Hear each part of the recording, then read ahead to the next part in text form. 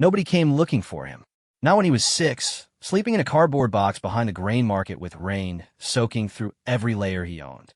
Not when he was 8, eating whatever the street gave him, bruised fruit, leftover flatbread, things he tried not to identify. Not when he was 11 and sick for 3 weeks with nobody to notice whether he lived or died. The world had made its position clear on the matter of Arian a long time ago. He did not exist in any ledger, any family photograph, any memory that mattered. He was a ghost with a heartbeat. So when the forest gave him a baby, when the wild, indifferent, dangerous wild placed a tiny living thing directly in his path, the universe had one strange, terrible sense of humor. He almost walked past her. That is the part that will stay with you. He almost kept walking. She was wrapped in a torn piece of cloth the color of dried mud, tucked against the base of a sal tree, like someone had set her down gently, and meant to come back. A careful placement, deliberate, which meant someone had been there. Someone had made a decision.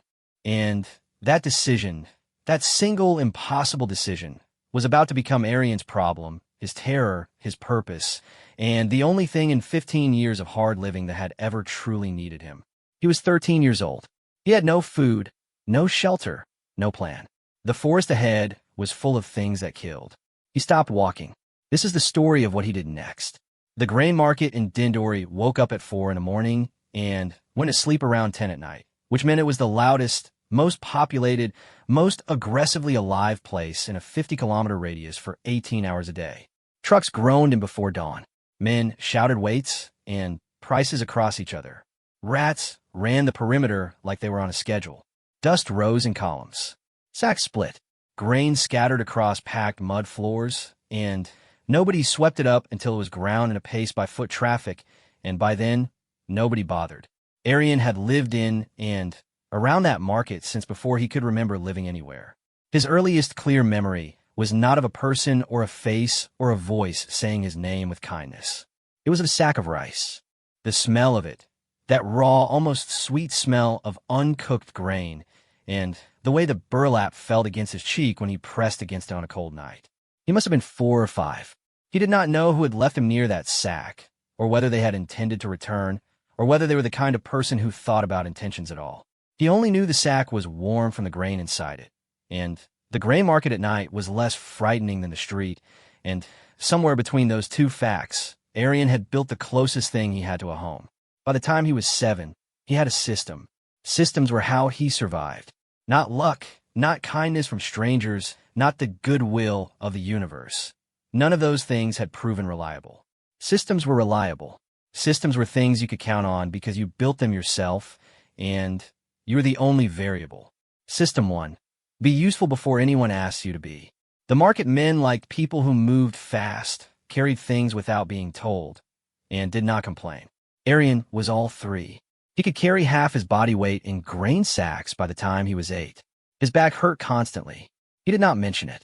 He swept floors, chased rats, ran messages across the market floor, and in return received enough food to get through the day and enough tolerance from the older men that they did not actively run him off the property at night.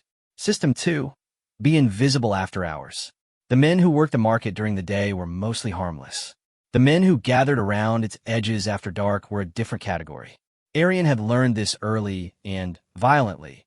A bruised shoulder, a stolen pair of sandals, a night spent hiding inside a broken-down truck cab with something small and frightened knotted in his chest.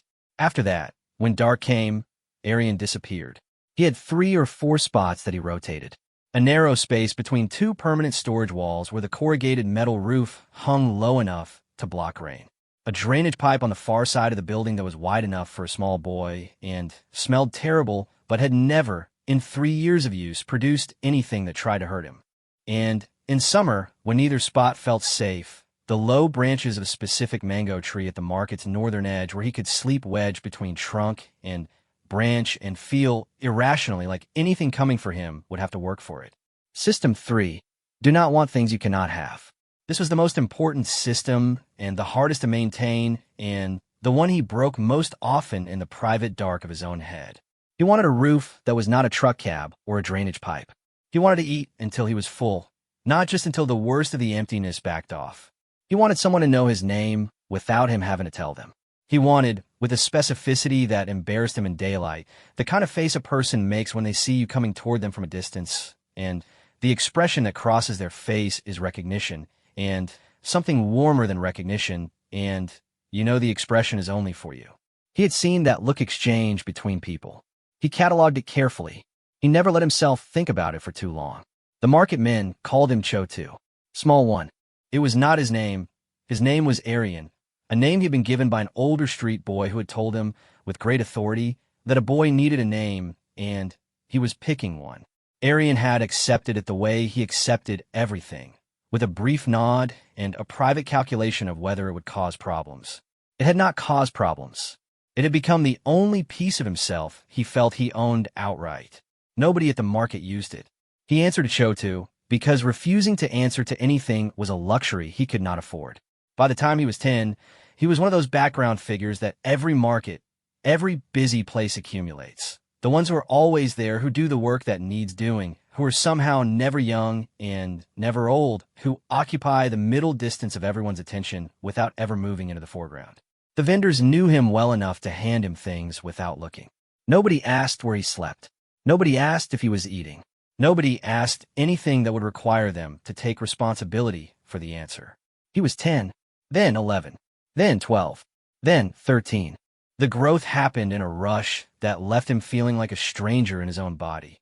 Longer limbs that he kept misjudging the edges of, a voice that cracked and embarrassed him at the worst moments, a new physical presence that made some of the older vendors look at him differently.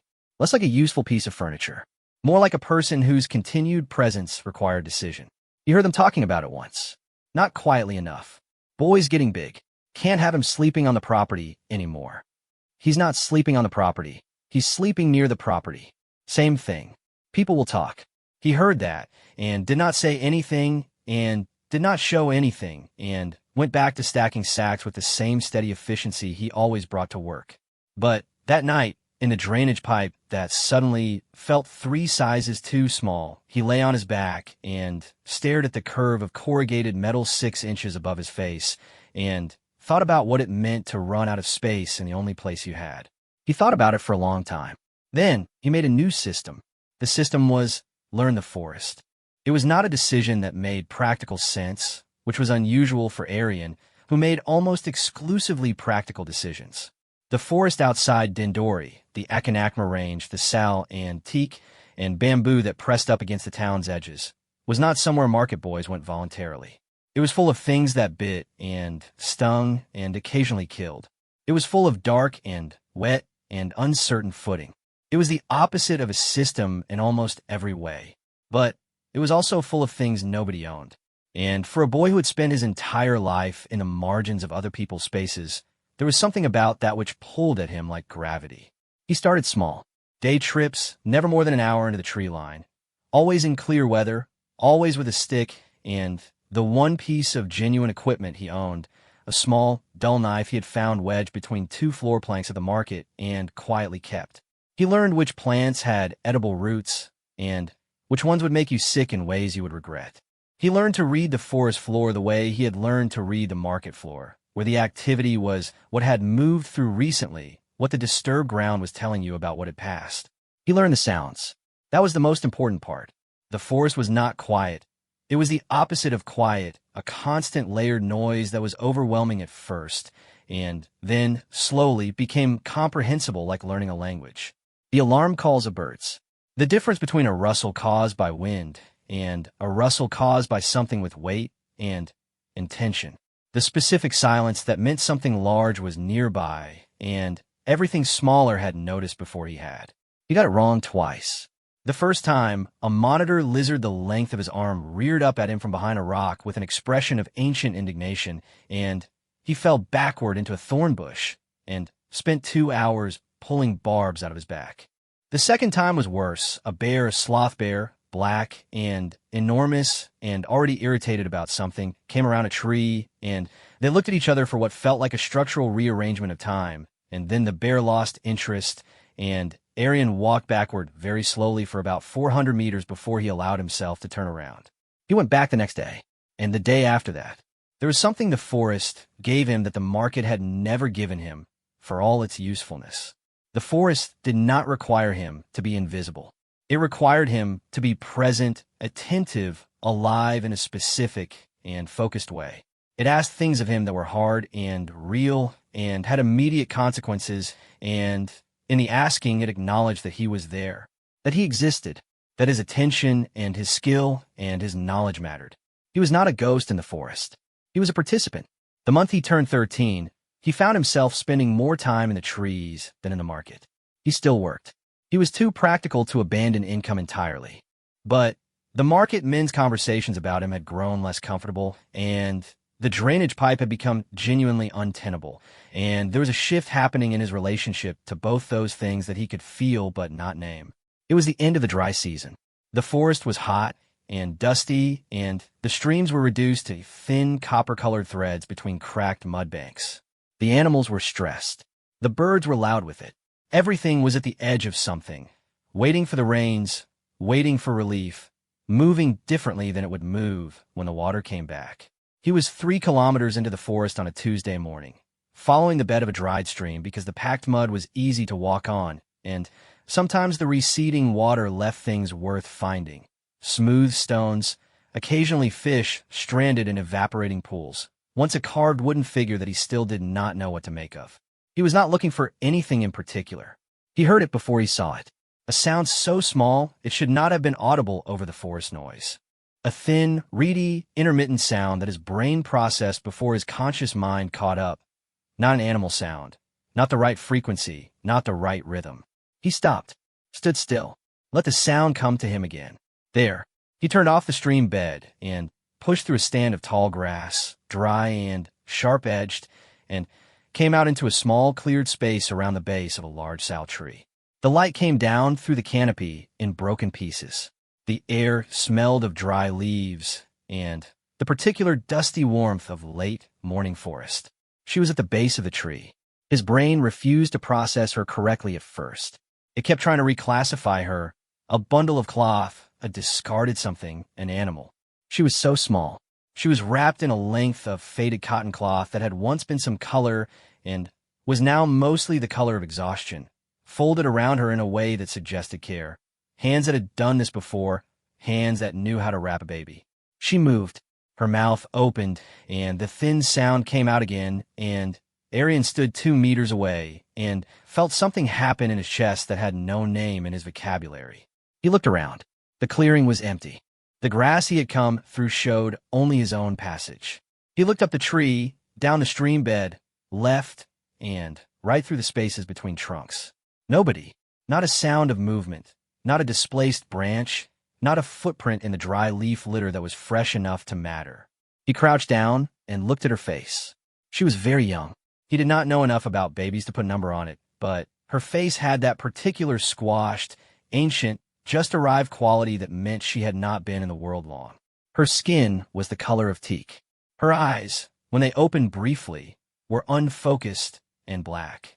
Her fingers, curled at the edge of the cloth wrapping, were the size of the first joint of his thumb. She looked at him with those unfocused eyes. He looked back. "Okay," he said out loud to nobody. His voice cracked embarrassingly on the single word. "Okay." He stayed crouched for a long time, long enough for his knees to ache, long enough for the forest sound to settle back around him and tell him, in their layered way, that whatever had left this child here was not coming back soon. Not in the next few minutes. Not. He thought with a cold certainty he could not explain at all. The sun moved. The shadows shifted. He had no food. He had no shelter that would work for this. He had a dull knife and a half-empty water bottle he had refilled that morning at a standpipe near the market. He had 3 kilometers of forest between him and the nearest building. He counted the problems the way he had always counted problems, methodically, without panic, the panic a thing he could feel waiting at the edges but had, through years of practice, learned not to let through the door. Problem 1. She needed water. Or milk. Something other than nothing. The water he had was all he had. Problem 2. She needed warmth, or if not warmth, it was hot. She needed shade and something between her skin and the ground, which she already had with the cloth, but the cloth was on dry dirt, and dry dirt was not a sustainable situation. Problem 3. It was 3 kilometers to the nearest person, and he did not know how to carry a baby, and he had never carried a baby, and the few things he knew about babies he had absorbed by proximity of the market, and none of those observations had involved carrying 3 kilometers through forest. Problem 4. And he admitted this to himself with the flat honesty that was the only version of self-honesty he practiced. He did not know what happened after he got her to people. He did not know what system existed for babies found in forests. He did not know if the system was good. He did not know if the system would be better or worse than what he could offer, which was, objectively, almost nothing. He looked at her again. She made the sound again, thinner this time, like something running low. He thought about the drainage pipe. He thought about the way the market men talked about him, as though he was a problem requiring a solution. He thought about every space that had decided he was too much or too inconvenient or too large or too persistent. He reached out and picked her up. She weighed almost nothing. She weighed less than a full water jug. She weighed less than a grain sack, less than a bundle of kindling, less than the things he carried every day without thinking. But her weight distributed differently. She was alive in his hands in a way that sacks and jugs were not, and the smallness of her against his chest produced something in him that felt structural, foundational, like a wall being built from the inside out. She stopped making the sound. He did not know if that was good. He started walking. He walked carefully, not fast. He knew better than to move fast in the forest when he was carrying something that mattered, when his full attention needed to be on his footing and the sound around him and the position of shadows that might mean something large was using the same path. He walked the way he had learned to walk, present, deliberate, his weight shifting through his feet, so each step was tested before it was committed to. She fit against his chest if he held his left arm horizontal and kept his elbow bent. She seemed to find this acceptable. Her head, terrifyingly soft at the top, a softness he had not expected, a softness that made him hold his breath every time he ducked under a branch, rested in the crook of his arm, and her eyes opened and closed in a pattern he could not interpret. He talked to her. He did not know why. He had spent most of his life in a silence that was partly practical and partly the particular silence of people who have learned that their voice does not have much of an audience. But the forest was loud, and she was small, and he felt, irrationally but powerfully, that she needed to know he was still there. He told her about the forest. He told her the names he had given things, not their real names, which he mostly did not know, but the names he had assigned to landmarks and trees and the specific clearing where he had surprised a peacock once, and they had both stood frozen in mutual alarm for 10 seconds before the peacock decided he was beneath its dignity and stalked away. He told her about the gray market. He told her about the drainage pipe and immediately regretted it because it seemed like the wrong story to tell to somebody who was just starting out. He said, "I'm going to figure this out." His voice cracked again on the last word. The tree line was ahead. Beyond it, the scrubby open ground between forest and town, the standpipe, the road, the noise of Dindori waking into its afternoon. 3 kilometers had taken him 45 minutes of careful walking and one terrifying moment when something large moved in the undergrowth to his right, and he had pressed himself against a tree and held her against his chest and went completely still for what felt like a geologic era until the crashing sound moved away and he could breathe again. He stepped out of the trees into the flat afternoon sun. It hit him in the face like something physical. After the filtered light of the forest, it was aggressive, high, unsubtle. She flinched in his arms at the brightness. Her hand came up, that tiny hand, in a movement so purely instinctive, so completely without thought, just the organism responding to the world it had been put into, and he watched it and felt something he had no word for settle into the middle of his chest like a stone that had found the place it was meant to rest. He looked down at her. She looked up at him, or near him, with those black, unfocused eyes. "Okay," he said again. This time his voice did not crack. He started walking toward town, and everything that was about to happen, the people, the questions, the decisions, the danger he did not yet know was still ahead of him. None of it had started yet. Right now, there was only the open ground and the afternoon sun and the weight of her in his arms and Arian, who had spent 13 years being nobody's reason to stop walking anyway. He did not know yet what this would cost him. He did not know yet what was following them. He only knew that he had picked her up and he was not putting her down, and if that was a system, if that counted as a system, then it was the only one he had ever made that felt less like survival and more like something else. Something he did not have a name for yet. He would learn the name later. Much later, after the worst of it had passed, and the forest had tried its hardest, and he had tried his hardest back. For now, he walked. The town grew in front of him. Behind him, in the forest he had just left, something moved through the undergrowth on a path that matched his own, patient and unhurried, following the smell of small, warm life on the afternoon air. He did not hear it. Not yet. The first person he saw was a woman filling a bucket at the standpipe. She was maybe 40, thick-armed, a dupatta the color of marigolds pulled over her head against the sun. She was not paying attention to anything except the water and the bucket and whatever conversation was happening in her own head. She turned when she heard his footsteps on the dry dirt road, took in the boy, skinny, dusty, clearly a market boy, the type of boy I usually slid past without fully registering.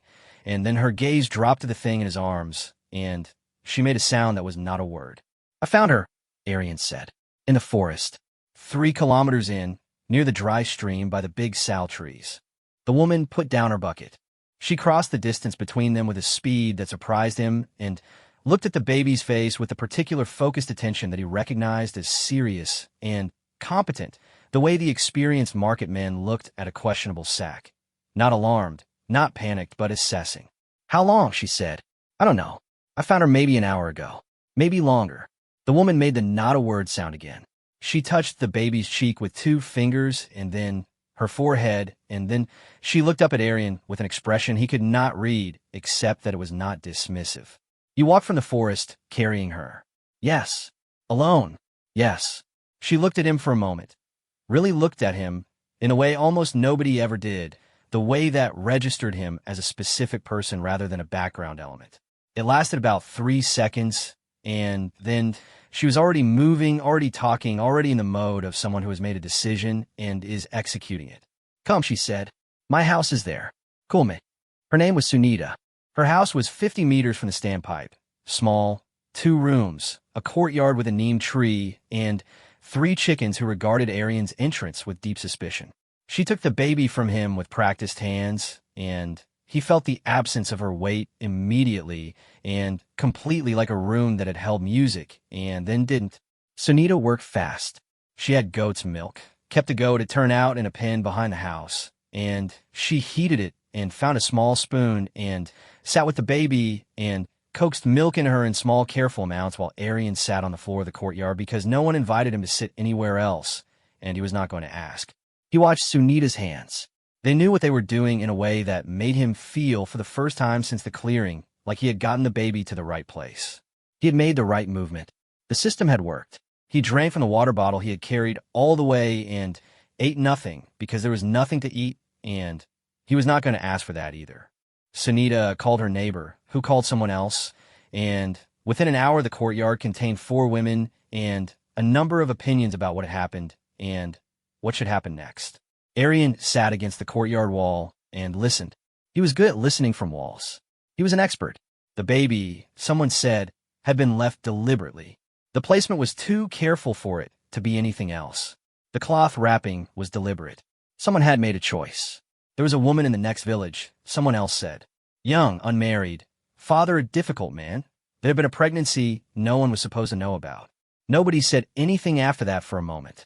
The baby made a sound. Not the thin, running low sound from the forest. A different sound. Fuller. Present. Sunita looked across the courtyard at Arian. "You did well," she said. "Just like that. Clean and direct and unqualified." He nodded. He did not know what to do with it. He stored it away in the place where he kept things he did not know what to do with and planned to examine later. "Where do you sleep?" she said. "At the market." "At the market," she repeated in a tone that did not quite make it a question, but held the shape of one. "I work there. I'm useful there." She looked at him with the same focused assessment she had given the baby, and he held himself very still the way he held still in the forest when something large was nearby, and he did not want to be more visible than necessary. "You can sleep in the courtyard tonight," she said. "On the charpoy. It is not much, but it is not the market." He said, "Thank you," and meant it in a way that was inconveniently large for 2 words. He slept on the charpoy that night under the neem tree with the chickens making small nocturnal chicken sounds in their pen, and the baby inside the house, alive, being looked after by hands that knew what they were doing. He fell asleep faster than he had in years. A fast, deep sleep, the kind that comes when you have spent several hours more afraid than you knew, and the fear has finally been allowed to leave. He did not know what was in the forest. Not yet. He found out in the morning when the forest came to find him. It started with the goats. The goat in the pen had been quiet all night. He had noticed this peripherally, the absence of the sounds an animal makes when something is wrong. But at first light, before the sky was fully decided about what color to be, the goat made a sound that was different from the usual sounds. High, sustained. The particular frequency of an animal that has seen something it needs everyone to know about immediately. Arian was off the charpoy before he was fully awake. He stood in the courtyard in the thin pre-dawn with his knife in his hand. A reflex, muscle memory, the forest-trained response to an alarm sound, and looked at the goat. The goat was pressed against the back wall of its pen, facing the rear boundary of the courtyard, which was a low mud wall, and beyond the mud wall was scrubland, and beyond the scrubland was the forest. He looked at the top of the mud wall. Nothing there. He looked at the scrubland, the thin gray shapes of bushes in the half-light. Nothing there either. Nothing he could see. But the goat had not stopped making the sound. He crossed the courtyard quietly and stood behind the low wall and looked out at the scrubland and let his eyes do what the forest had trained them to do, not search for a specific shape, but receive, take in everything equally, let the brain identify the wrongness rather than hunt for it. There, the grass was still. The bushes were still. Everything was still except one thing. About 40 meters out, where the scrubland began to give way to taller growth, there was a shape that was not still, not moving exactly, breathing. He could see the slow rise and fall of something substantial, something the size and outline of. The shape turned its head and looked directly at him. The eyes caught the first thin light. 2 points of orange fire in the pre-dawn gray. He did not move. The leopard did not move. It was full grown, which he understood from the size of the head and the depth of the chest, even in bad light. It was watching him with the total, undecorated attention of something that had decided he was worth watching. It had followed him out of the forest. He understood this in the complete, wordless way that the body understands certain things before the mind is time to dress them up in language. It had followed the baby, the smell, the small, warm life. He had carried it out of the forest on his chest, and the forest had sent something after it. He stood between the courtyard and the scrubland and thought about the distance between the leopard and the house where Sunita and the baby were sleeping, and felt something happen in his chest that was not quite fear. He had an old working relationship with fear. He knew its textures, but was adjacent to fear the way a cousin is adjacent to a sibling. Close. Family resemblance. Its own thing. He made himself breathe. The goat was still making noise. Sunita's voice came from inside the house, groggy, questioning, responding to the goat. In another 30 seconds, she would come outside. He made a decision. He picked up the wooden handle of a tool that was leaning against the courtyard wall, a hoe, heavy, long-handled, and banged it against the metal gate of the goat pen 3 times as loud as he could. The sound crashed through the pre-dawn. The leopard's ears flattened. He banged again and shouted, not words, just noise, volume, presence, the thing the forest had taught him about making yourself as large as possible in the perception of something that might be deciding whether to commit. The leopard stood, for legs under it, fully visible now in the growing light, beautiful and enormous and absolutely unhurried in a way that made his throat feel narrow. It looked at him for 2 more seconds. Assessment. Calculation. Then it turned with a fluid slowness that was almost insulting in its lack of urgency and disappeared into the scrubland. Sunita came out of the house with sleep still on her face and the baby in her arms. She looked at him, at the hoe, at the scrubland. What was it? Leopard, he said. It's gone. She looked at the scrubland for a long moment. Then she looked at him, the boy in her courtyard with a hoe in his hand in the pre-dawn who had walked 3 kilometers out of the forest carrying a baby and then stood between that baby and a leopard in the dark. She said, come inside. I will make tea. He leaned the hoe against the wall and followed her inside. The leopard did not come back that morning, but the knowledge that it had been there, that it had followed him, that it knew where the baby was, changed everything about how the next few days worked. Arian did not go back to the market. He did not consciously decide this. The decision made itself, the way some decisions do. not through deliberation, but through the simple fact that he was in Sunita's courtyard when the sun came up, and then he was still there when it went down, and nobody had told him to leave, and the leopard was out there in the forest, and the baby was in the house, and those three facts arranged themselves into something that felt, to his very practical brain, like a job. He was useful in the market. He was more useful here. Sunita did not argue with this logic. She had a practicality about her that he recognized as a personality type. The kind of person who assessed what was needed, found a resource, and put them together without a lot of sentiment about the process. He was a resource. She used him. He repaired the rear courtyard wall, adding 2 feet of height and a barrier of thorn acacia branches along the top that would not stop a determined leopard but would slow it down and make noise and give warning. He dug a drainage channel the courtyard needed but had never had. He found where the neem tree's roots were undermining a wall and addressed it. He did things he saw needed doing without being asked to do them, and in this way earned his continued presence in the courtyard as though it were a wage. At night, he slept on the charpoy with the hone next to him. He lay awake the first 3 nights, listening to the forest sounds that came over the walls in the dark, different from the market sounds he had slept through for years, layered and alive and full of information. He heard the leopard twice. Not saw, heard. A sound in the scrubland that the night birds stopped at, a particular silence that landed on the forest noise like a hand on a drum. He sat up both times, hands on the hoe, watching the wall. Both times the silence passed, and the birds came back, and he lay down again. The baby situation was being managed by the women's network that Sunita belonged to. Conversations were happening about where the baby had come from, about who was responsible, about what the right outcome was. Aryan was not part of these conversations, and did not try to be. He understood which rooms he was in and which ones he was not in. He had always understood that.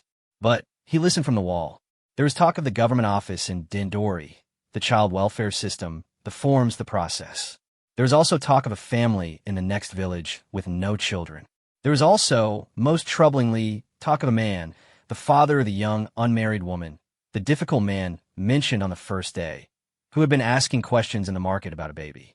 The wrong kind of asking. The kind that was about erasing rather than finding. Aryan heard this on the 4th day from Sunita's neighbor, who said it in the way of someone reporting a fact without quite acknowledging the implications of the fact. He turned it over in his head while he was splitting firewood in the courtyard, and his hands went through the motions of the work while his brain did the calculations. If the man was looking, and if the man found, that was a problem.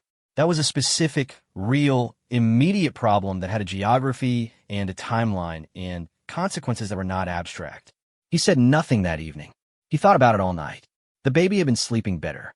Sunita had found a routine with the goat's milk and the small spoon, and the baby had stopped making the thin, running low sound and was making different sounds instead, sounds that had variation and intention, sounds that seemed to be practicing a communication, sounds that Aryan found himself cataloging with a ridiculous amount of attention for someone who had other things to think about. He was in the courtyard on the 5th morning, early, before Sunita was up, heating water on the small outdoor stove for tea. The sky was the gray-blue color of almost morning. The chickens were beginning their preliminary complaints about the day, and the baby was in a cloth sling he had rigged to a low branch of the neem tree.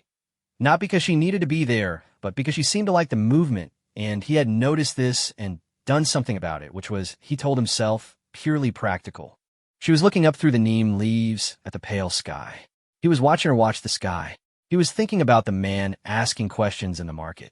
He was thinking about the leopard in the scrubland.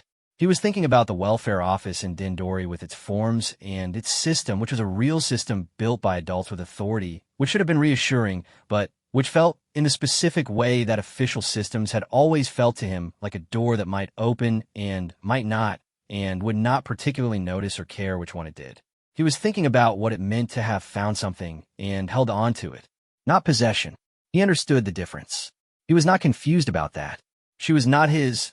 She was not anyone's, which was precisely the problem. She was a person who had arrived in the world in a place and manner that left her without the scaffolding that most people arrived with, and he knew what that was and what it cost and the specific texture of the years it shaped. He looked at her looking at the sky.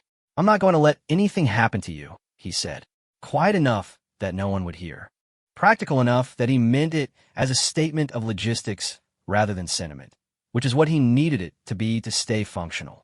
She moved her arms, practicing at something. The sky lightened. The neem tree cast its first thin shadow.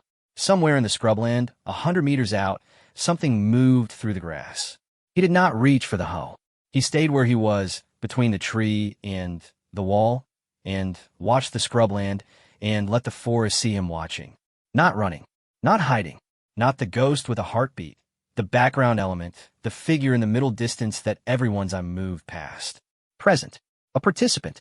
The movement in the scrubland stopped. He poured the tea.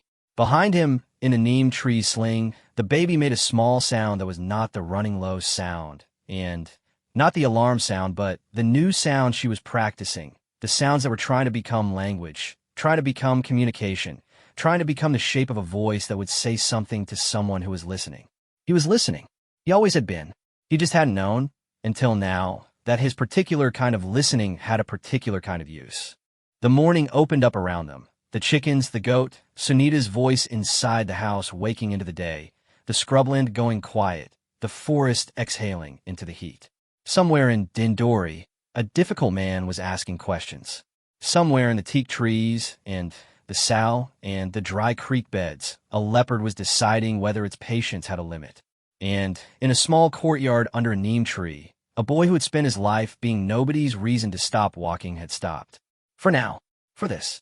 He did not know yet what the next 48 hours would ask of him. He would find out. He was not going anywhere.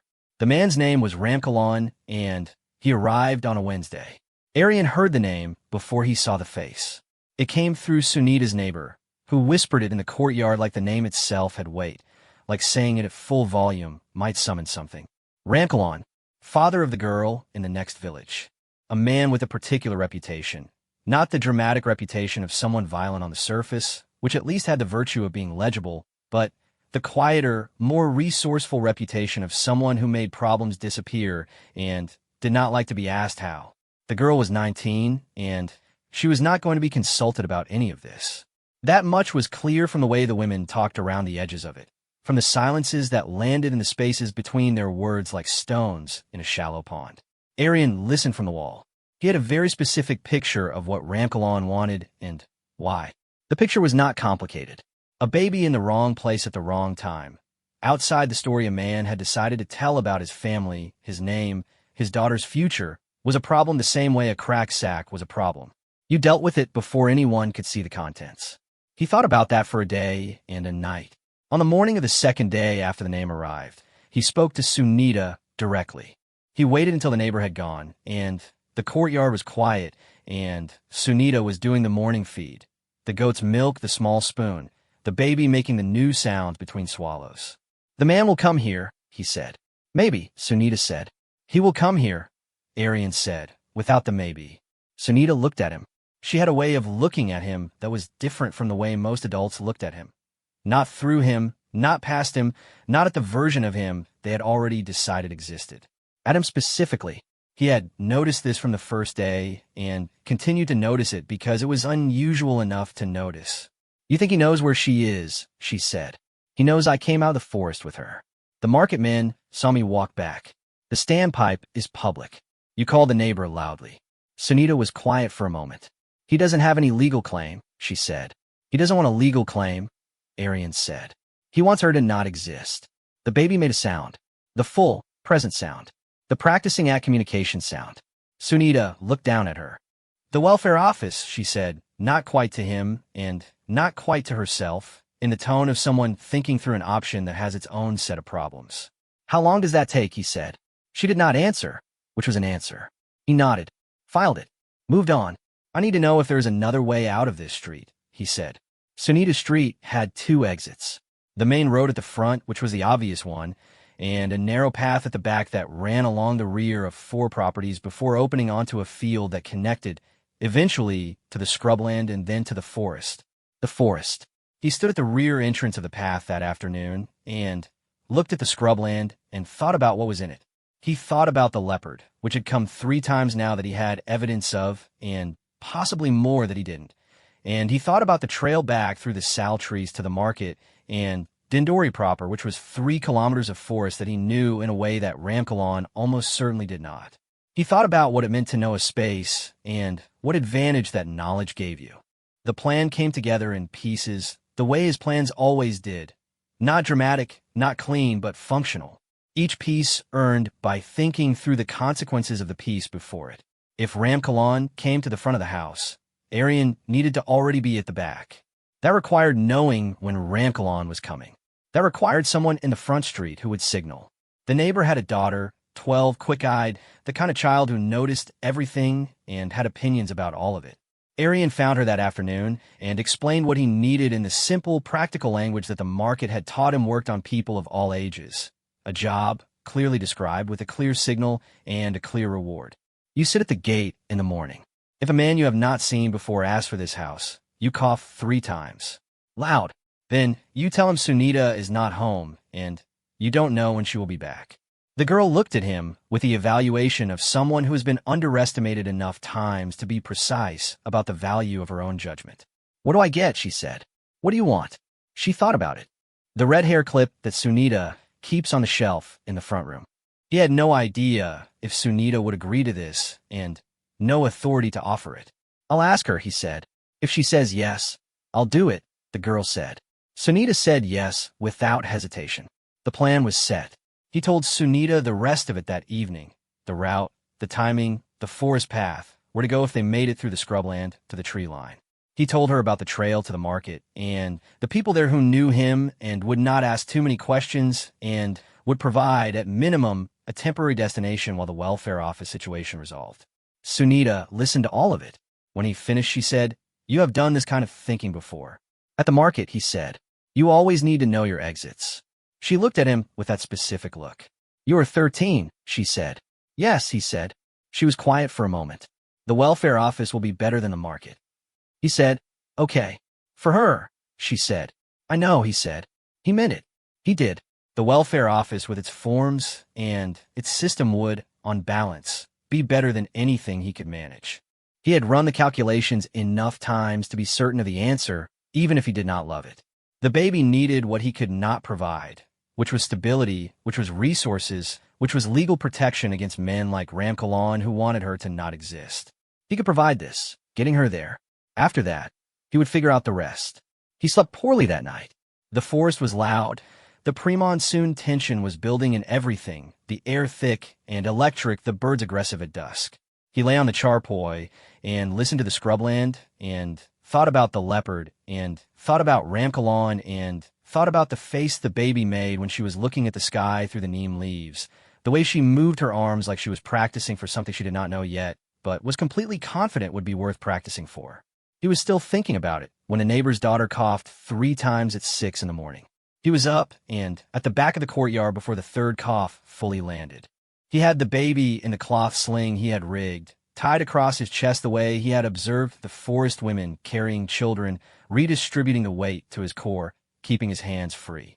He had the water bottle and the knife. He had nothing else. He had left everything else behind before, because everything else had always been leavable. Sunita was behind him with a small bag, the goat's milk in a sealed bottle, the cloth that the baby had been wrapped in when he found her, which Sunita had washed and kept without saying why she kept it. They went through the back path. The morning was not fully light. The narrow path between the rear walls of the properties was in deep shadow, the mud cool under his feet, the smell of fresh cow dung from the property 2 doors down, and the particular smell of cooking fire starting up across the neighborhood. Normal morning sounds. He counted them because normal sound were information. As long as he was hearing normal sounds, the world had not yet received the news that something was wrong. They came out onto the field. The scrubland beyond it was gray-green in the early light, the grass wet with dew that had not evaporated yet, the bushes full of birds that had not been alarmed by anything. He assessed this in the 2 seconds it took to step off the path onto the open field. Clear. Nothing disturbed. The leopard was not here, or if it was not here in a way that the birds had registered. He said, "Walk normal. Not fast. Don't look back." Sunita said, "I know." He believed her. They crossed the field in the time it took for the sun to fully clear the horizon behind them. and the golden red light of early morning hit his back as they entered the scrubland, and ahead of them the forest waited with its layered sounds and its familiar dark. He heard the voice when they were 20 meters from the tree line, from a direction of the house, distant but carrying a man's voice, the specific pitch of someone who expected to be heard, and was not concerned about whether this was convenient for those hearing him. Not shouting. Worse than shouting. The controlled, deliberate volume of someone who was making a point about their authority by not having to raise it. He did not look back. He said, "Keep moving," and kept his voice even and quiet and moved into the tree line, and the shadow of the forest closed over them like a hand. The forest knew him. That was the only way to say it that felt accurate. Not literally. He was not the kind of person who attributed feelings to trees. He was too practical for that. But functionally, he had walked these paths enough times that his body knew them without his mind having to intervene. His feet found a good footing. His eyes adjusted to the filtered light in seconds. His ears sorted the forest sounds without effort, the way ears learn to sort familiar music from noise. He moved fast, not running. Running in the forest was how you broke an ankle, how you missed a route, how you arrived at your destination hurt, or didn't arrive at all. But fast in the way he had learned to be fast here, which was efficient, which was purposeful, which was the body doing what it had been trained to do. Sunita was good on the trail. He had not known this, and was relieved by it. She moved with the careful, deliberate step of someone who was not experienced in forest terrain, but was intelligent and paying attention and adapting. She did not speak. She did not ask questions. She conserved her breath and her attention for the things that needed them. The baby was quiet. He could feel her against his chest. The warmth of her, the movement of her breathing, the occasional small adjustment of her weight as she shifted. She had been awake when he picked her up in the morning's chaos, and she had looked at him with those black eyes, and he had said, "It's okay. We're going," and whether she understood anything or just the specific pattern of his voice that she had been hearing for 5 days, she had settled against him. He thought about what was behind them. Ramkalon, if he was going to follow, would have to find the back path and identify the trail into the scrubland, and then navigate the forest on a route he did not know. That was 3 problems, and the first 2 would take time. The third was not solvable by him at all. You could not navigate a forest you did not know as fast as someone who did. You could not. The ground would not allow it. He had 1 kilometer before the first real decision point, a fork where the trail to the market went right, and the trail deeper into the reserve went left. Right was the plan. Right was the destination. Right was the welfare office, and the forms, and the system, and the right outcome. He heard it at the 800-meter mark. Not the man. Not footsteps. Not the crash of someone unfamiliar moving through undergrowth. The silence. The forest silence, the specific, landing like a hand on a drum silence that meant something large had settled into the vicinity, and everything smaller was holding its breath about it. He stopped. Sunita stopped behind him. He felt her not speaking as a form of trust, and filed that away. He looked left, then right then ahead on the trail. Nothing visible. The silence sat on the forest like a physical thing. Then a sound. Not the leopard silence now, but the leopard breaking it. A low, short sound, guttural, the specific frequency that leopards use for. He did not know the technical term. He knew it from experience. It was not a hunting sound. It was a territorial sound. An I am here sound. It came from the right. 40, 50 meters. He calculated. The trail went right at the fork. Right was the leopard. The leopard had been ranging between the scrubland and this stretch of forest for 6 days, following the smell of the baby, patient and unhurried in an insulting way. He had disturbed its patience enough times that the patience had become something more pointed, more specific. He said quietly to Sunita, "Left trail." "That goes deeper in," she said. "I know. The market is right. The leopard is right," he said. "Left." She was quiet for half a second. Half a second of weighing the options in a situation that had already outrun most people's ability to stay calm. "Lead," she said. He went left. The left trail was the one he knew less well, but well enough. He had taken it 4 times in the past months, following it as far as the old woodcutter's path that eventually looped back toward the northern edge of Dindori, a longer route, an extra 2 kilometers, an extra 40 minutes. But it curved away from the leopard's current position, and curved away from the direction Ramkalon would most likely take if he made it to the tree line. 2 problems addressed with 1 movement. He moved fast. The trail was narrower here, the undergrowth closer on both sides, and he kept one hand up to deflect branches and kept the other arm around the baby and kept his body turned slightly so that the branches hit his shoulder and arm and not her. He felt the hits accumulate. A scratch across his forearm, a branch catching his ear, a root that he caught with the edge of his foot and recovered from without stopping. Sunita was behind him, matching his pace, and he could hear her breathing getting harder and stayed calibrated to it as a measure of how fast he could go. The baby was still quiet. Then she wasn't. The sound she made was not the thin, running low sound from the forest clearing. It was the new sound, the practicing act communication sound, and it was not quiet. It was the sound of a baby who had been awake and observant and holding her peace for as long as she could manage and had now identified a need and was communicating it with the full lung capacity of someone who had been building it up. In the forest, that sound traveled. He said, "It's okay," without stopping. "It's okay, we're almost out." They were not almost out. They were 1 kilometer from anywhere. The sound continued.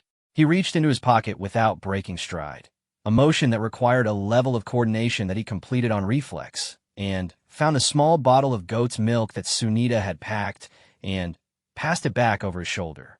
She took it and worked her way to his side and managed the logistics of giving the baby the milk while walking, a physical arrangement that was neither graceful nor comfortable, but worked, which was the relevant standard. The sound stopped. The forest resumed. He let out a breath and kept moving and did not allow himself to assess anything except the immediate meter of trail in front of him until they reached the woodcutter's path. The woodcutter's path was wider, drier, easier to move on.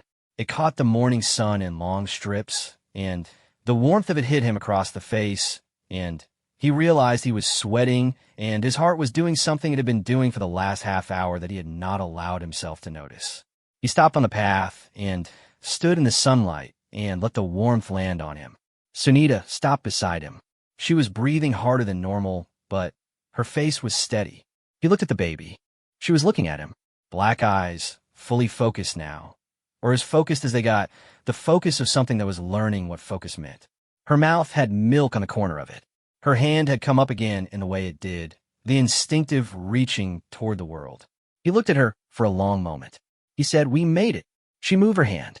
Somewhere behind them in the forest, a long way back now, the leopard made its "I am here" sound again. Territorial. Not hunting, not following. A statement of domain that did not include the woodcutter's path, the opening ahead, the town at the end of the road. He turned north on the path. 1 kilometer to Dindori's northern edge. 20 minutes. At the northern edge was the government office with its forms and its system and a process that would take longer than it should and would require patience he was not sure he had and would produce an outcome that was right even if the path to it was uncomfortable. He knew all of this. He walked toward it anyway. The forest thinned around the woodcutter's path. The trees became scrub. The scrub became open ground.